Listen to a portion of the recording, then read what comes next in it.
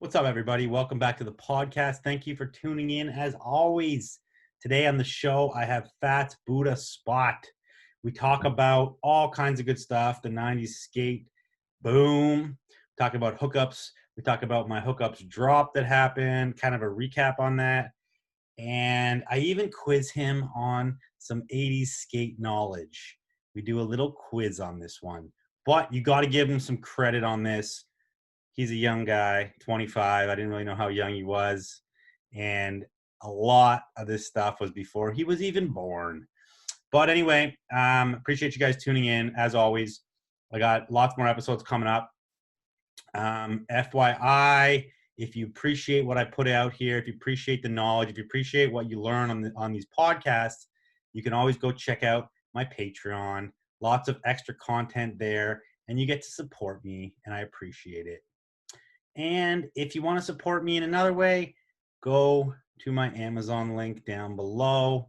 You can buy the compostable mailers down there, which I've been promoting like crazy. Stop using plastic, everyone. Use compostable mailers, or just stop using plastic in your daily life. There's so many ways you can help by stop using plastics. And enough of that. Let's get into the episode with Phats Buddha Spot.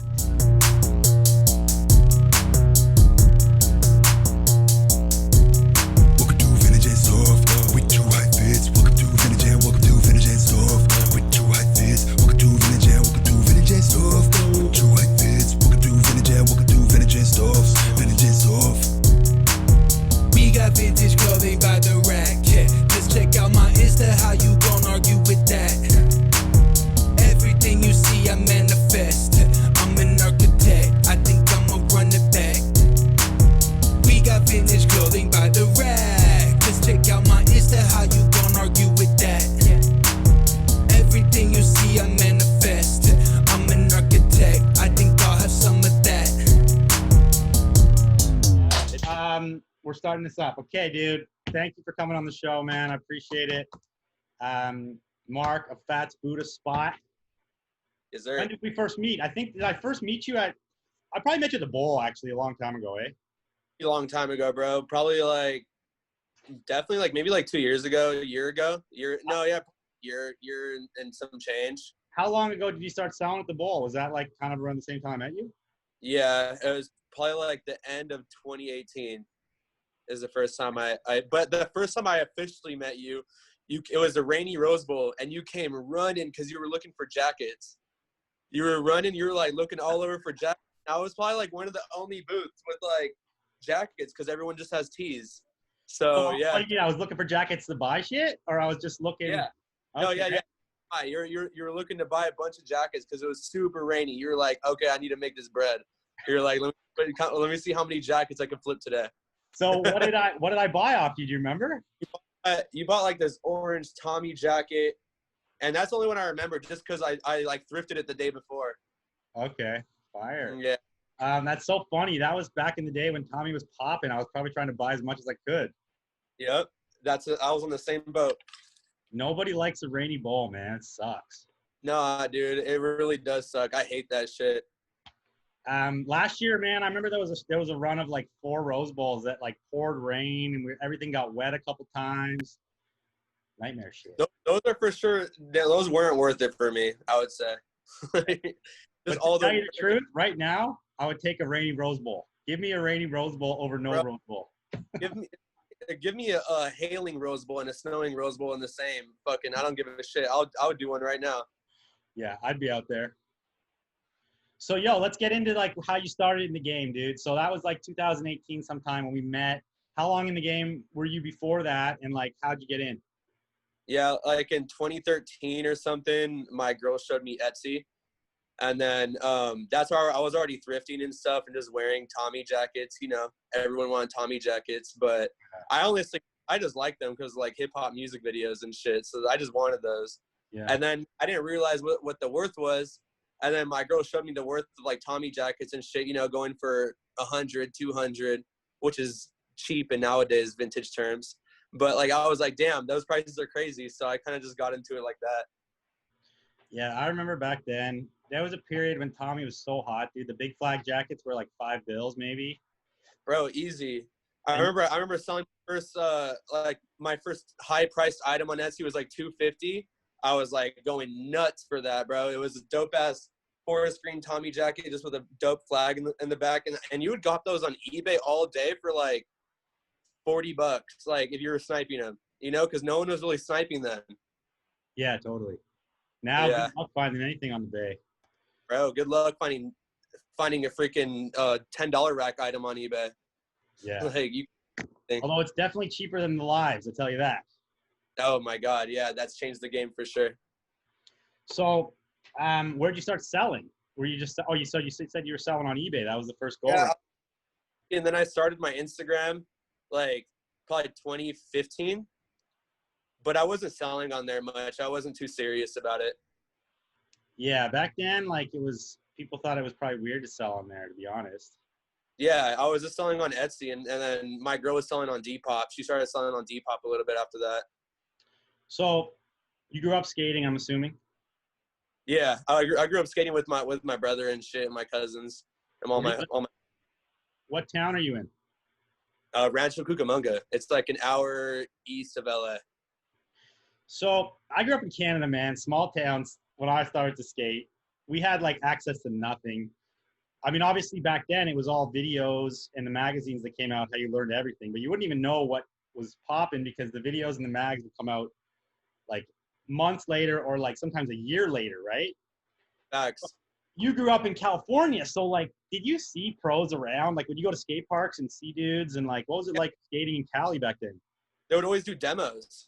So you would like, sometimes you'd pop up at a skate park and there would just be like a fat demo going on. And that would be just like, it's just a big ass party. It'd be like Active Ride Shop or something sponsoring it. It'd be like a bunch of dope ass skaters just like going around and shit. Yeah, sick. Yeah. We had a few demos would come through because we had a local park. Back then, this was before public parks were popping up. So there was an indoor private park called Sud Skates. And I remember a Powell demo, and they built a vert ramp back then. This was like, I don't know, probably like 89 or something. Damn, hell yeah. Tony skated the vert ramp, and a bunch of dudes skated the vert ramp. But then I remember that vert ramp never got skated again. Like that, they built it for this demo. It lasted for like a year, and then it just rotted away. Nobody really skated it. But they did have a dope indoor park. That's legendary. You saw Tony in 89? Yeah, dude. I started skating 88. So it would have been like 89, 90. I can't remember, but. Yeah, that's a story I wish I had, man. That's fire. So what year was it that you started skating? Probably like 2007. Oh, damn. Like, how old are you? I'm 25. Okay. Yeah, like really started skating like 2007. But like I have an older brother who's 5 years older. So like I would rock skate clothes ever since I was like 5. Okay. Just because that's what my older brother was wearing and that's what my cousins were wearing. So I was just trying to copy them, you know, try to be cool. Yeah, my brother got me into it for sure. Yeah. And we had like a crew in the town that skated, and they would like come by. My dad built this little like quarter pipe in the lawn and on the front street, and we used to rip. But basically, yeah, like they showed us what they were a lot older. Like guys lived in the neighborhood, and ridiculous. It had like honestly, from what I remember when I was that small, it was like 6 foot maybe, and it had vert. It was ridiculous. There was no download ramp plans or anything like that. We couldn't do shit on it really. Am I chopping up on you? Am I chopping up? You are a little bit. You are a little bit. I don't know if it's me or if it's you. It's probably me because I'm on my phone. Is my audio coming in okay? Yeah, it just no. Right now it's good, but it like came in like a second after for just a little bit, but that's it. Okay. But yeah, I was on the same boat, bro. Like, I mean, I would skate, but like I was super little and just everything was huge to me. But I always like to be part of it. What brands do you remember from back in those early days when you started? Dude, I've always been super loyal to brands. Like if I liked a brand, I made sure that all my homies rocked it or whatever. And back then it was Almost. I used to love Almost, and then Altamont jeans and Crew and all that good shit. Okay, I'm just gonna pick up where we left off. Okay, what I was saying was, you grew up skating 2007 and beyond, and you know, when we're looking at like what's popping in vintage skate right now, it's like, you know, 90s basically, early 2000s, I guess. Yeah. So like, how did you learn about these brands, and like, how does that like education and like your history in skating like cross over there? I mean, so when I was like, it comes before I was even skating, you know? I just like really loved the culture to begin with. And when I was like 5, I was super into fucking Tony Hawk, obviously, you know? It was like 2000. And so Birdhouse was sick. Like I see old photos with me and like the dopest Birdhouse tees from back then. And I wore World Industries a lot. And then my brother would wear like Hookups, just the logo. My mom would only get him the logo tees. She would never get him the girl tees. But like my older cousins would always be wearing the tees too, and also Tony Hawk's Pro Skater. Like all that shit just got me super deep into it. So that shit hits my nostalgia section super hard. Nice. Yeah. Yeah, it's crazy when you listen to interviews with Tony Hawk. That game basically made him. Like he was obviously famous, but he's, you know, when you hear his interviews, it wasn't until that game that he really made big money. No, for real. And I mean, that spread skateboarding to a huge population. That like skateboarding wouldn't be what it is today without that video game, to be honest, in my opinion. No, I agree, man. Yeah. Definitely spread it to a larger audience. He became like a household name after that, plus all the other skaters that were in it. Yeah. And it's funny looking at that, you know. What do you think's happening now in the youth? Like, you think there's a lot of skaters coming into the game, or do you think it's kind of like dying a bit because too many kids are just stuck inside on video games, or like not getting out there? Like, do you see a lot of kids? Do you still skate much? I skate, but like, cause I hang out with a lot of homies that skate. But like nowadays, I'm more of like the filmer photographer dude, you know. Yeah. But I'm still in it. I skate, like, just don't hit gnarly shit. I don't want to get hurt. Yeah. That's where I'm at. I keep it mellow on the mini ramp. I'll go to the park with my boys, get them pumped on it. So do you think like it's still popular? And do you think a lot of kids are getting in the game? Yeah, dude. I think it's just as popular as ever, if not even more. It's just different, you know? It's just super different. I mean, social media is making it way popular. I mean, it's all over the place now. But then when you look at that too, it's like kind of the same for surfing. And, you know, so many people buy into like the streetwear skate look and stuff that don't skate now because it's kind of just got this vibe and its own fashion thing happening. But back in the days, like there was nobody wearing skate brands unless you skated, like 80s, 90s era, right? Right. It's funny because I look at when I got into it, my parents didn't skate. Nobody's parents skated because it was, I guess your parents could have skated if they started like in the 70s, but hell no, my dad's never been on a skateboard in his life. Yeah, exactly. And that was part of the fun of it because it was like a badass thing. It was like, you know, skate or die. And there's like no skateboarding signs everywhere, and you get kicked out of spots. Yeah. So it was kind of a rebellious thing. And now, as a dad, I'm getting my kid into it, but it's different because it's not a rebellious thing at all anymore for him. He's like, skating's not that cool. My dad skates, you know. It's just different vibes. It used to be counterculture. Yeah. And now it's just the thing to do. It's almost like you like back in the day, you wanted your kid to be good at basketball. Like now every dad wants their kid to be good at skating. True.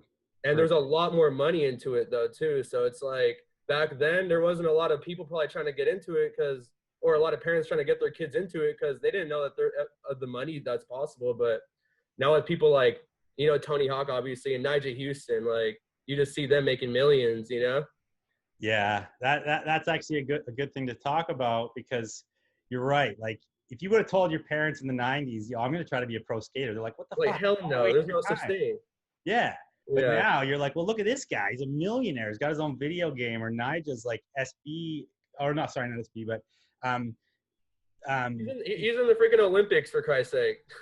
Yeah, it's like it's Olympic sport now. It's too bad that the Olympics got canceled this year. I know, that was going to be sick. I thought that was going to be sick. He must be making ridiculous money.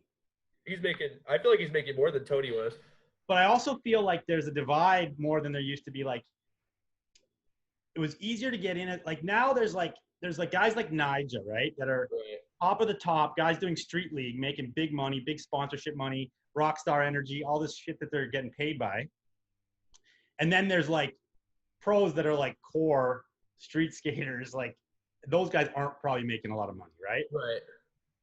It's a much bigger divide in professional extreme sports, I think, than it used to be. Yeah. Like, you're either superstar or you're like scraping by. I think that's like the vibes though. It's like, do you either want to be that superstar skater or do you want to be like the Hesh dude that just likes the culture, you know, and just like with the shit and not really trying to be on social media and trying to like become famous off of skateboarding, but just doing it because they love it. Yeah, gotta respect that. Yeah, you got to. Okay, so let's get into this new wave of vintage selling, the virtual flea, all these auctions, man. What's your thoughts on this? And I think it's great. I think it's great in a certain aspect of, you know, it shows how big vintage is getting. And it's almost like what you were saying, like skating. Like vintage was kind of like a counterculture. Like you wore vintage because you didn't want to be like everyone else. And then now there's this huge resurgence, or not resurgence, but this huge rise of people getting into vintage.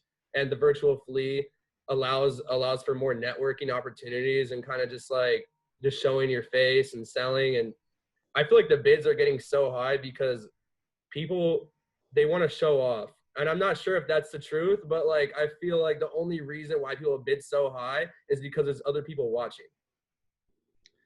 Yeah, dude. It's a flex, man. Yeah, it's a super I think it's flex. partly a flex. Yeah, it's a super flex. So you were on for the hookups. You bought a piece. I did. The hookups drop. Thank you for purchasing. Appreciate it. Oh yeah, I got to. So, yeah. what was your thoughts on that drop? Like as far as prices went and everything? I thought most of the prices were decent until it came to the hoodies, which everyone was waiting for to begin with. But yeah. I was not expecting that price range at all. But I kind of told you, I did tell you the hoodie was going to hit a rack, but like $1,500 is quite a lot more than $1,000. You know, that's like, yeah, that's unheard of in my opinion. But hey, that shit's dope. So for people listening, obviously you probably heard I talked about it so much. I dropped my Hookups collection, half of it because that's all we had time for, on the virtual flea Saturday, and every piece sold. Right. Which was rad. Stoked on that.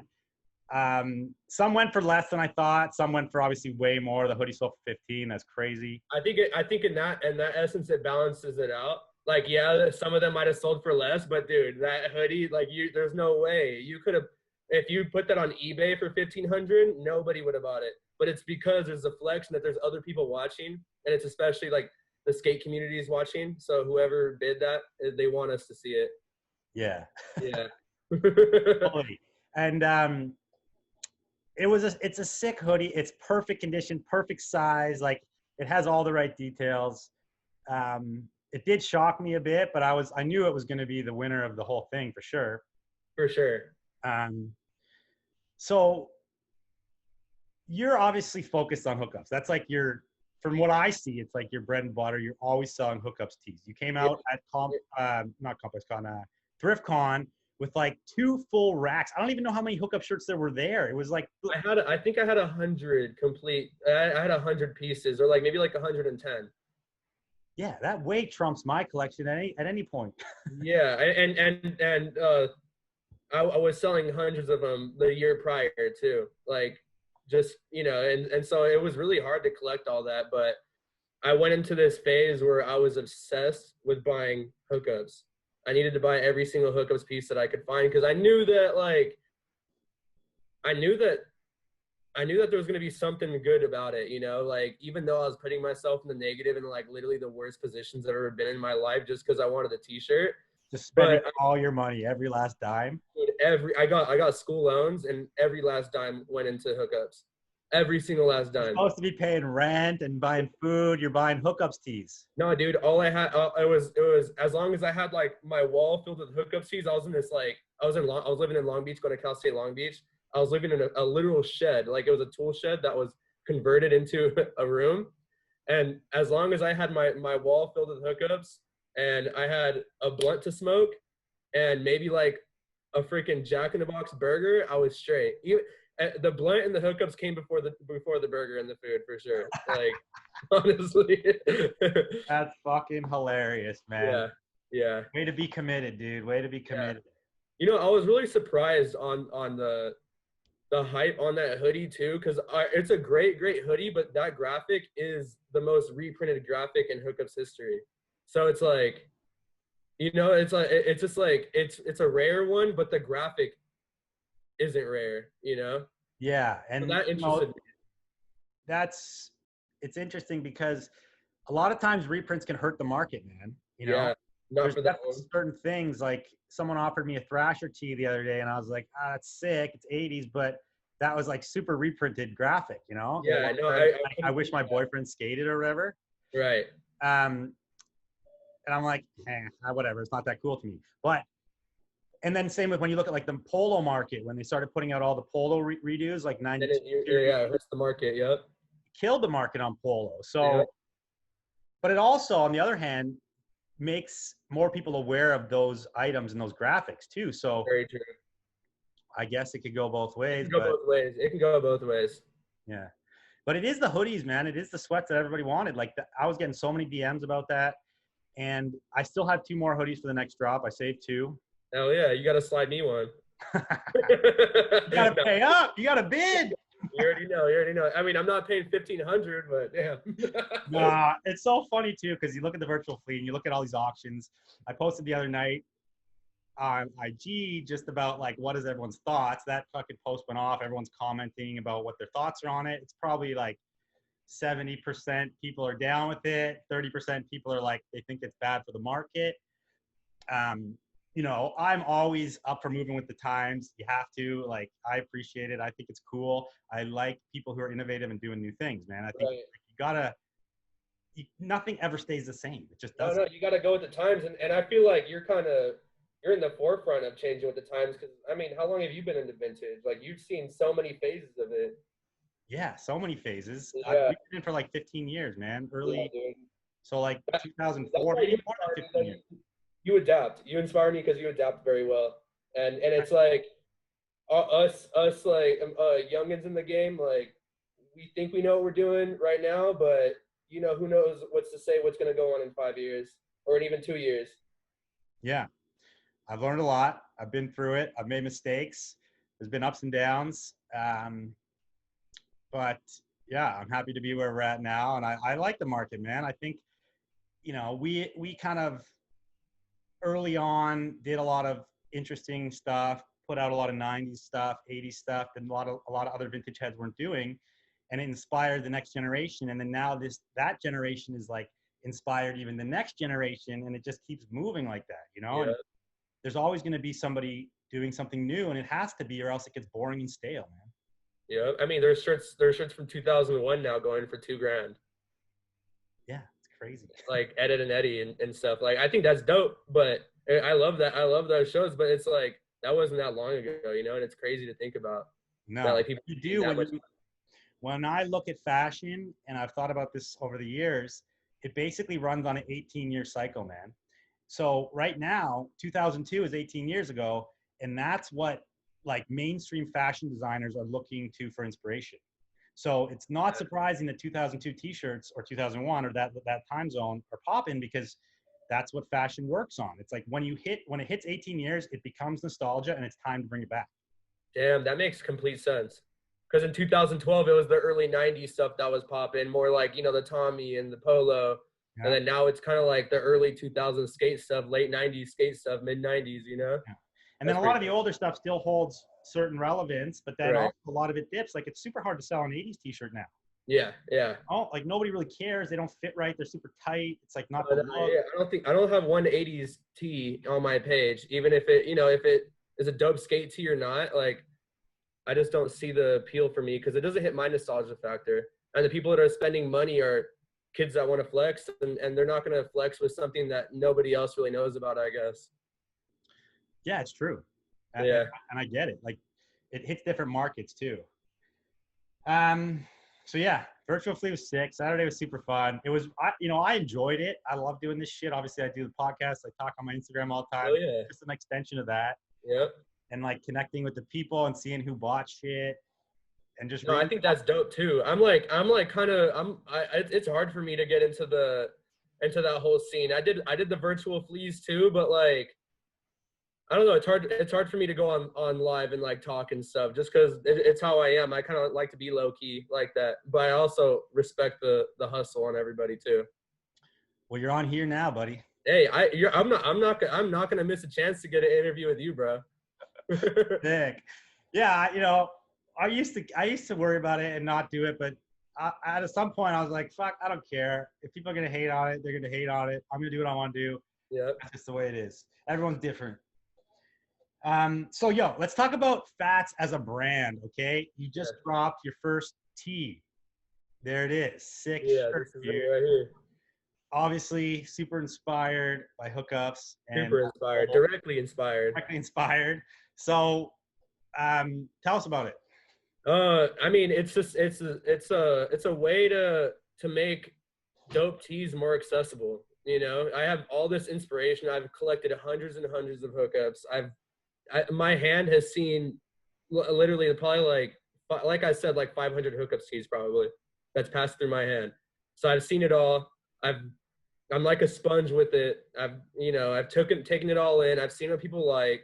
I've seen what I like mostly, and then I just kind of got inspired and then did something different. And it just it's just a little difference to the hookups, I guess, but it's Phats. Yeah. So what colors did you print? Like on like what t-shirt colors? Yeah. Obviously you're wearing green. Did you only do green? So I did like earth tones. I did a cream, I did a forest green, and I did black. And cream and forest green were a big color that Hookups used in like 94, 95. Totally. Yeah. I love looking back. I had a lot of them. I had a lot of like mustard tees back in that era too on different brands. But yeah, the forest green, the burgundy red was popular. Obviously like a solid navy blue, super popular. Other gray. Yeah. And I got some mustard ones. You dropped your first tee and you got into a Japanese store. Yeah, man. That was tight. So it's just like the power of DM and email is way more powerful than people think. Like, don't wait for somebody to come to you, Yeah, totally. Don't ever wait for somebody to come to you, because if you're waiting for that time for somebody to come to you, it's not going to happen and you're going to get slept on. So you just gotta go out there and make yourself known. Yeah, I love that advice. Chris said it. He was like, you got to be your own cheerleader. And that's kind of similar advice, where you got to go get what you want. And I've said this too many times. If you want something, ask for it. Like, I posted just that quote because I'm like, the universe, you got to just like ask the universe. You got to ask your friend. You got to ask, if you want to work for someone, you got to ask. Like, it's not just going to come to you. And even something as simple as getting skate sponsors. It's like, there's a level of a skater that will just get people coming to them. But most of them are going to go to someone and be like, sponsor me. Yeah. And sponsor me tape. You got to ask. You got to. You got to put yourself out there. Big up for that. And through my life, I feel like I was bad at that young. And I wish I was more my own cheerleader back in those days when I was snowboarding a ton and skating more. And this is before social media was even around. So it was a lot different. You had to like put yourself out there in people's faces. You know what I mean? But I do it now. So it's all good. Yeah. Yeah. And that's what it takes. Like, I was the same exact way, where I was just hoping like, yo, I'm going to curate all this hookups and everyone's going to see like how dedicated I am and how much I could do. But you just got to ask and you got to put yourself out there. Like what I did with ThriftCon, like I just put myself out there, and then with everything else, I just emailed. Email is crazy. Yeah. So what store are you in Japan? I'm in Bani store, which is in Tokyo, and I'm in a store called Extra Over, which is in Osaka. And Extra Over does huge tees. I know. You did 2 stores? Dude, that's sick. They're the only ones with triple XL Phats tees, and they're small as hell out there, and they like to wear their shit huge. So that store is on like a oversized crazy vibe. Yeah, Extra Over. So it's kind of in the name too. Oh, sick. And you look at Japan, everyone knows that tons of American vintage goes to Japan. They buy up a ton of stuff. They're out the bowl. They're out buying all the dealers all the time. Obviously, if you're in LA, you see them around.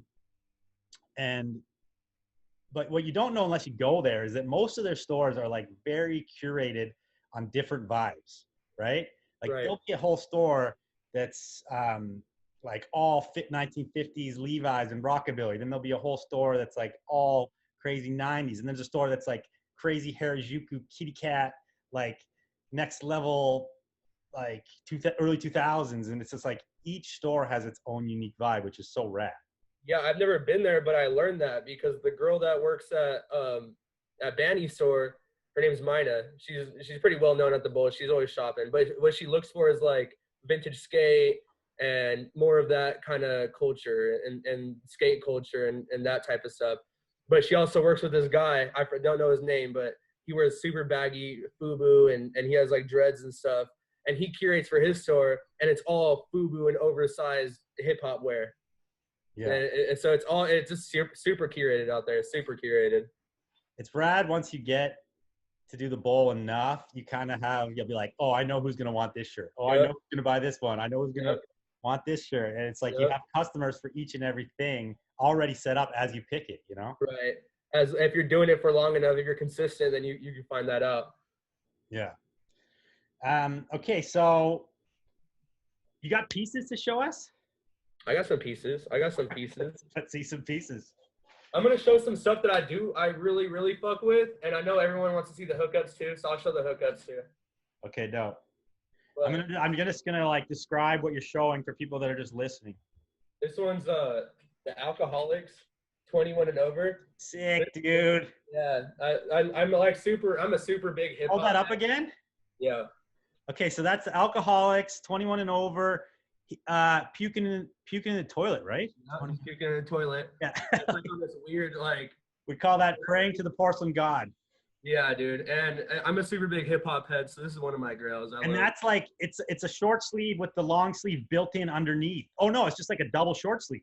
It's like a double short sleeve. It's so weird, but it's so sick. Yeah, double short sleeve. I love the way these look on me too. Like it's actually a sick look.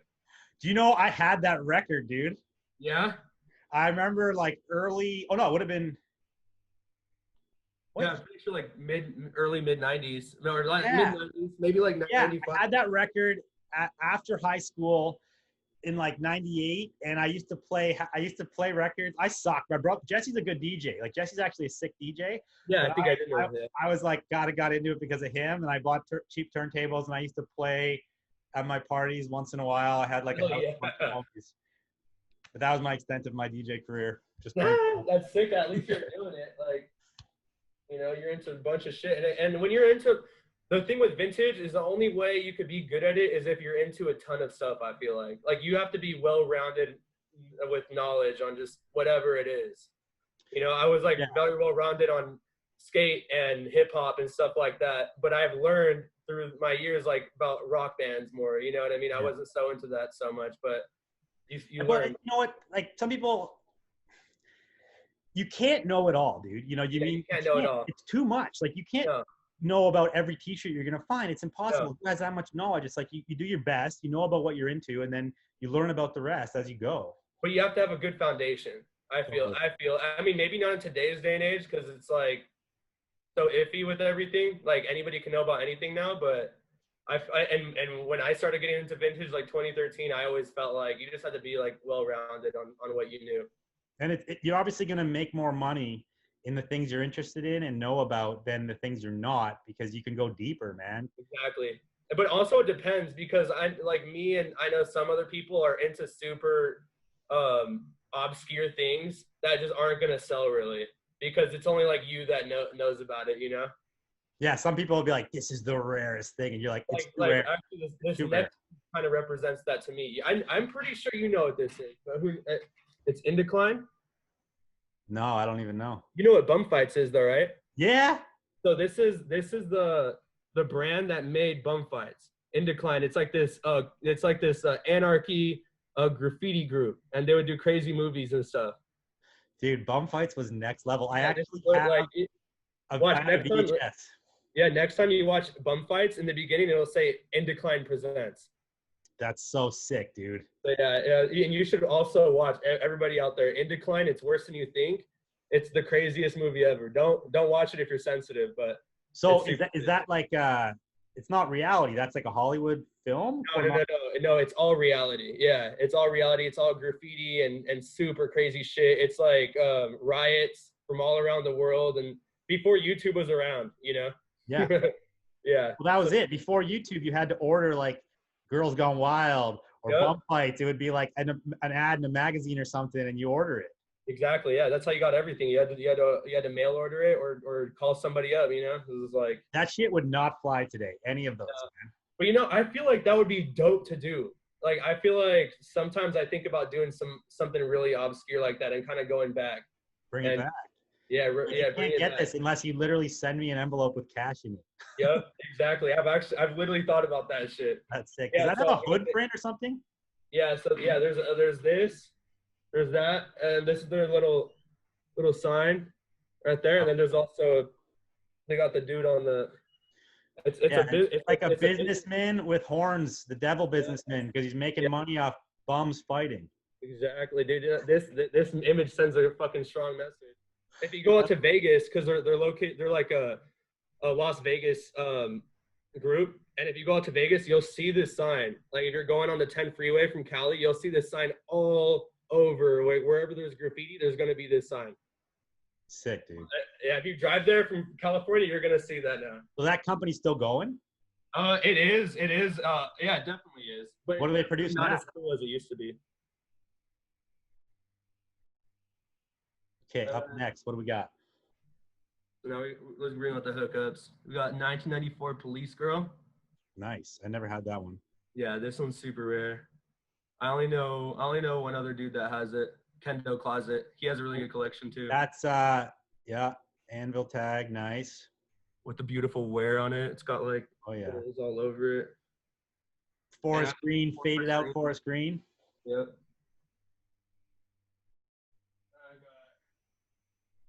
This is another good one, the Cat Girl. Nice. Also on an anvil. See, the thing is for my collection, I started selling a lot of the ones that weren't on the anvil because it became mostly just like, you know what? I have too many of them, and I just want to collect the real OG ones. So how many anvil tags you got? I don't know, probably like 10. Nice. Maybe. This was my most rare one though. Sick. It was crazy. Is that a girl going down the stairs? Spiral staircase. Yeah. So before. This one's actually not even, I don't even know what tag this is. Okay. I like the same writing as the anvil though. Before the $1,500 hoodie, what was the highest price hookups piece you've seen sell? I mean, I've seen mine sell for pretty high. Definitely not 1,500, but like $1,000. Okay, nice. Yeah. The Gundam piece is one of my favorite ones. Also on an anvil. Let me scoop some out. Do you think part of the hookups hype is just partly because people are so into anime right now? Definitely part of it. Yeah. This one is so good too. I'm the only one that I know of that has this one. This is like Robot Girl, like in like a robot. Yeah. I mean, this one's based off the anime Battle Angel Alita. They made like a remake movie of it too, like 2 years ago. I got this one for $100. Who knows what the price is now? And even then, $100 was a shit ton to me. Yeah, to be honest, I bought a few for $100, but most of mine buying for cheap or just picking them. Bamboo Forest. Yeah, I've seen that one a bunch. How many were there, you think? You ever tried to like archive it? I don't even know. I couldn't even count. Because it's like the newer graphics, there are so many variations of even each graphic. Like there'd be like a zoomed in version, there'd be like a full body version. Yeah. Have you seen was there mail order ads for them back in the day that show like a bunch of graphics? Yeah, there is. I don't have them. I always forget to save those pictures. I'm really bad because I feel like I'm gonna find them again in the future. But every time I see one, I always forget. And then yeah, I think you had a dope one a long time ago, didn't you? An ad? Like, yeah, an ad or like a mail order. I might. I gotta look through my skate mags again. I remember you took a picture and I was like, oh shit, I have like 5 of those. And it was a super early one. I got a rack of skate mags in my office. Is this one? Nice. This one's actually out of jerseys. Dope.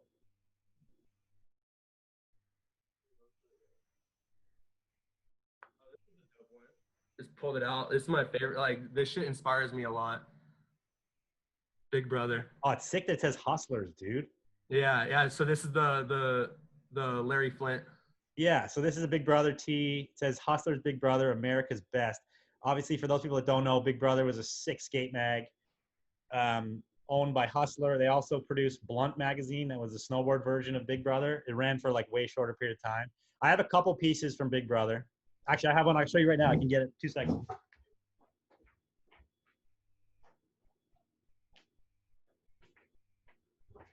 I got this joint recently. Oh yeah, that one's sick.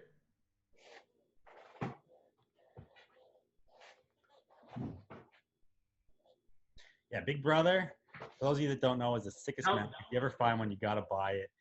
Big Brother had the best articles, dude. I would read that. Like, I would never read other articles in like Transworld or whatever, but then when Big Brother came out, the articles were so funny, dude. Yeah, I collect another thing that I collect is early Big Brother mags. So I have like I only have 2 of the first 10. I have issue number 3 and issue number 5. Sick. But yeah, that shit inspires me a lot, like a lot. That one that you have is really good because that's the one where he's kick flipping over the Bibles. Yeah, that's the font. This font from the font because in the first 10, I think they would have different font. They would have a different font for every issue. Oh no shit! I didn't even know that. Yeah. I gotta check what issues I have. I have a bunch. I don't know what numbers they are though. Dude, if you have the early ones, they're hard to like even on eBay, they're hard to buy. Like they don't come up very often. No, but if you look for them, then they're gonna come up because like that's what I did with the Hookups. So I would look for it. It would come up, and nowadays it won't come up because the millisecond it's posted, somebody already bought it. But the thing with Big Brother is they kind of sit right now. I mean, we'll see what the next trend is, but you know what I mean? Yeah, this is my favorite hoodie. Sick. Devilman 13. Devilman. What tag is that? This one is on the Sophie. Oh, sick. I have a few Hookups. I sold a few too cheap too. Yeah, well, you can't look back, man. Only forward. Yeah, I know. Okay. Give us your top 5 sellers right now. Like, all right. So when you say that, do you mean like my homies or like just the people that are killing it? It's up to you, man. If you want to shout out your homies, you can do that. Yeah. All right. So I mean, the people that are killing it for sure. 1980. Yeah. Yachts for Pong. Fine BK. Yeah, dude. You know what's funny? Fine BK, dude. I swear, like his mix is so good. Every time I see something come up, I'm like, fuck, I want that. Fuck, I want that every time. Yep. It's he like it's so he's always putting like these fucking logo jocks or like interesting weed tees or just like totally random but always super cool stuff. Yeah, and I like the logo jocks because that's like rave wear, you know, that's just what they would wear in the raves. And Hookups is also another brand that like the thing with Hookups, it's not always been like an only skateboard brand. Like everybody would wear Hookups. Same thing with Birdhouse too. I think that's what keeps it so popular nowadays. Like if you look at old rave pictures, I literally looked at this video on YouTube, and in every other photo there was a Hookups joint at the rave. Like it would be like at Nocturnal Wonderland of fucking 99 or whatever the shit is, you know, just because like that culture interests me. And the only reason I found that out is because when I first started buying Hookups, I went on OfferUp and I found this dude selling Hookups tees for $25 each, and he told me this whole story on like he was never a skater. He wore these to the raves and shit. That's awesome. Yeah, I mean, we went to raves back in the 90s in Toronto. I'm sure that was people rocking a lot. Well, there was a huge skate culture that went to the raves back then. Like it was. Yeah, true that. Yeah. I want to try to find more fresh guys, man. I have a bunch, but I want the big like Slurpee cup and the big Tide logo. The big jive. That one's a classic. I know. It's so hard to find, man. And Fine BK's been posting some good fresh jive over the last while. Look up Thrifty Jive. He's a curator for Fresh Jive. Yeah, he's been hitting me a lot, actually. He's like, trade me that. But bro, because you always every time Find BK posts something and I go to look, it's shit sold. It's like this stuff sells so fast. Yeah, his shit sells out. And he posts it like, I feel like he posted on his website like 20 minutes after he posted on his page. So it's like you really have to be on it to buy that shit. You have to be dedicated. You have to want that tee. Do you know the guy? Because he's in LA, right? Find BK? Yeah. Oh yeah, he's in LA. He's tight. BK, he sells at the Bowl. I don't know. I probably met him then, but I don't know. I can't put like a name to the face. If you see him, you'd be like, oh, I recognize him. For some reason, the name Find BK, I thought it was like Brooklyn, but then I talked to him in the DMs. He's like, no, I'm LA. No, his name is Brian or something. So it's like his initials. Oh, okay. Yeah. Word. Who else? You got anybody else on the list? Okay. Oh yeah. And gotta shout out All Originals Vintage. He sells like the dopest shit to me. It's not like he's not hype at all, but in the hip hop world, he sells the dopest underground hip hop tees in existence. Nice. What's it called? All Originals Vintage. All Originals. Okay. Yeah, he's been around for a while, but literally, I think it's just his collection from all these years, because he'll pull out items that you've never seen in your life before. It's crazy. And then Platinum Baka, she's tight. She's an anime seller, and she kind of inspired a lot of the anime heads to start doing their own merch, including myself, because she kind of got the ball rolling with that shit. So she kills it with the merchandise, but also she just has this following that just follows her really, really closely. So she sells vintage anime and then also makes her own new merch. Yeah. Okay. Dope. Yeah. She does like bootleg anime tees. Nice. Yeah. And then the homies at Ethereal Archive in Takumi's Closet, I gotta shout them out. They sell anime. They're tight. Takumi's Closet? Yeah, Takumi's Closet. Takumi is a character from Initial D. Okay, sick. Yeah. Okay, we're gonna do a quiz, my man. You ready for the quiz? I'm scared. I didn't even know how young you are. This stuff's a lot older, so we'll see how this goes. All right. Everybody, don't flame me if I get these wrong. Nah, we can't. Okay, so this graphic on it's a Santa Cruz graphic from the 80s. Who is it? Oh my God, I'm not gonna be able to tell you that. Dude, Santa Cruz, bro. Like, yeah, this is OG. I don't know anything about Santa Cruz. Okay, we can't hate on your time. This is Jason Jesse. Dude, I've never even heard that name. Jim Phillips, who did like the Screaming Hand. You know the Screaming Hand, Santa Cruz. Okay, I know that. That's like the most famous Jim Phillips, but he did a lot of Santa Cruz graphics. Like the Santa Cruz is like the same thing with the Thrasher for me. You know? Yeah, like that one's tight though. Like that one, 80s, man. That one's sick. This is early sick graphic. Okay, all right, I'm gonna do bad. I don't know if you're gonna get. This is like 80s shit, so we'll see. Yeah, I'm gonna do bad. Do you know? This is a bootleg, but do you know what skater this was from Powell? Fuck, I knew it was a Powell graphic just because of the skull and shit. Powell. Damn. Should I just throw something out? I don't want to. I like okay. Ray Barbie, but I know it's not as graphic. This guy's name is Kevin Harris. Okay. And he was like a freestyler, and he was like one of our only pros. Actually, no, that's probably wrong, but he was our biggest pro at that era. And now he's like still in the game. He owns like a distribution here in Vancouver. That's such a weird era too, because like skateboarding had like freestylers. Well, I guess the freestyle in the early days was those like square boards where they're just like doing handstands and jumping and like Rodney Mullen and shit. Yeah, exactly. Yeah. Okay, this one's a little easier anyway. What's this from? That's from Animal Chin. Yeah, dog. Yeah. I know that. This is the OG Stedman Powell Search for Animal Chin. That one is hard. Love this team. That joint is hard. Yeah, bought this off my homie in Toronto. Super sick. Sid Vintage is his name. How much do you think that one goes for now? I think I paid like $3 ish, which I don't know, man. It's hard to like. I think the OG like classic '80s stuff still holds value because Japan wants it. People still. Yeah, want I was gonna say Japan would probably pay a pretty penny for that one. This one too. This Jason Jesse is like really famous graphic, so this one holds crazy value. Okay, another one. Just name this brand. Oh shit. No. It's California. Okay. California. SMA, Santa Monica Airlines.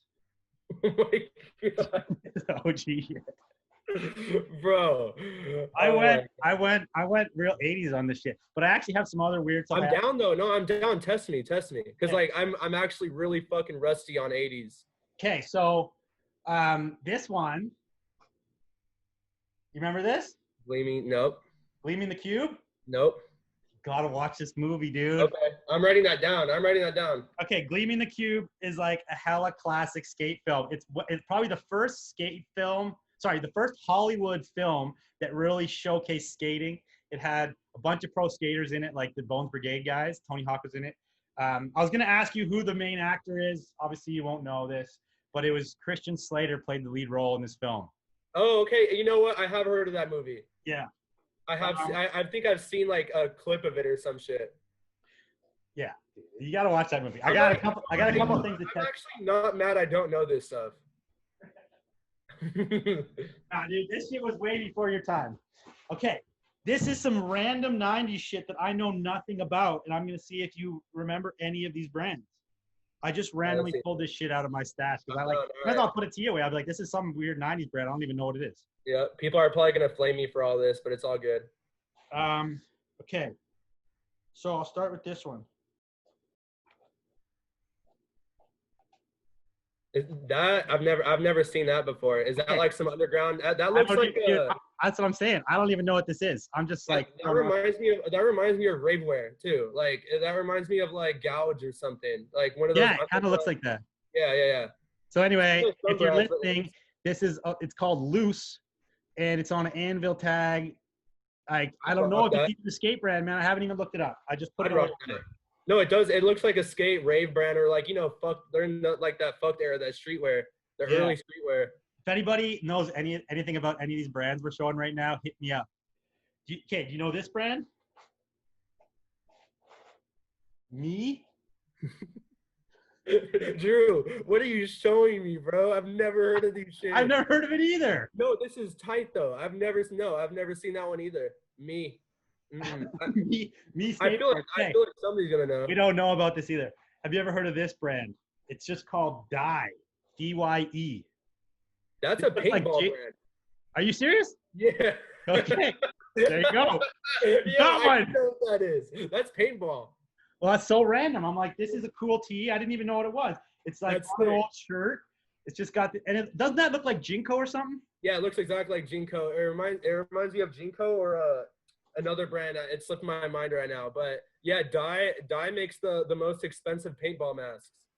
All right, there you go. Yeah, I got some knowledge. Let's go. Now I can let this go because it's paintball. Whatever. Yeah. Hey, you never know. There's some vintage paintball head. Yeah. Okay.